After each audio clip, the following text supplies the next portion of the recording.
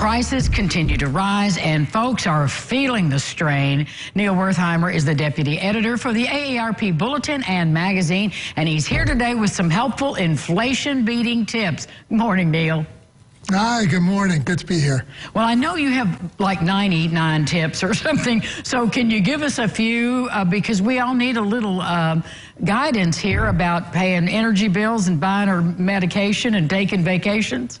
Well, let's start with energy. The big one, of course, is heating and cooling costs. And the big answer to that is window management. 30% of your energy can be lost through your windows. If you merely get energy efficient blinds, use shutters, use a film on the outside or the inside, that can really save a lot of money. But there's some other smaller, clever things you can do too. Most people don't know that every device that's plugged in, even if it's turned off, is using electricity.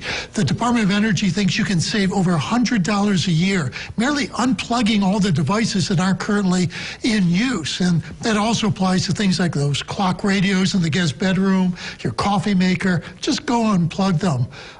Finally, on the energy front, if you haven't switched to LED light bulbs, now's the time. The prices come way down for them. They use 9% of the electricity of old-fashioned light bulbs, and they last for 5 to 10 years, so you don't have to replace them hardly as often as old-fashioned light bulbs. Well, those are all great tips. I hadn't thought about unplugging all the devices, the many in the home. Well, what about the grocery store? Because we're really feeling the crunch here. Well, the number one tip here, believe it or not, is to use the food you bought last week.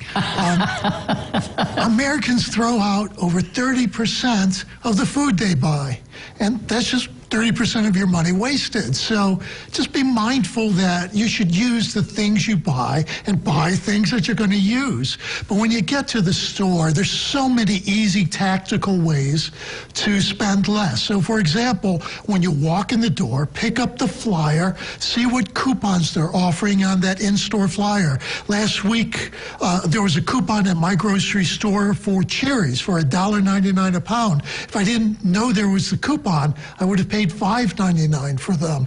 Likewise, there's manager specials. There are shelf tags that tell you what's on sale. There are house brands. If you ever pay full price for a bag of potato chips or your favorite ice cream, then shame on you, because they always go on sale in cycles of every few weeks. So learn those cycles. Finally, check yourself out at the self-checkouts.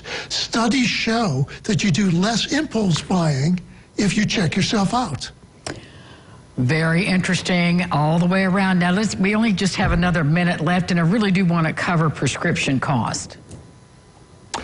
Well, you know, many drugstores have unique programs. Always ask the question of, you know, can I get this in a generic? But also, if I don't use my insurance, what would the price be? Because there are times where that's even cheaper. It's really about working with your doctor and say, costs matter to me. Help me get a version of this drug that's affordable. And if you make that clear to the doctor, often they can help as well. Neil, I know there are so many more tips. How can my viewers read the entire list?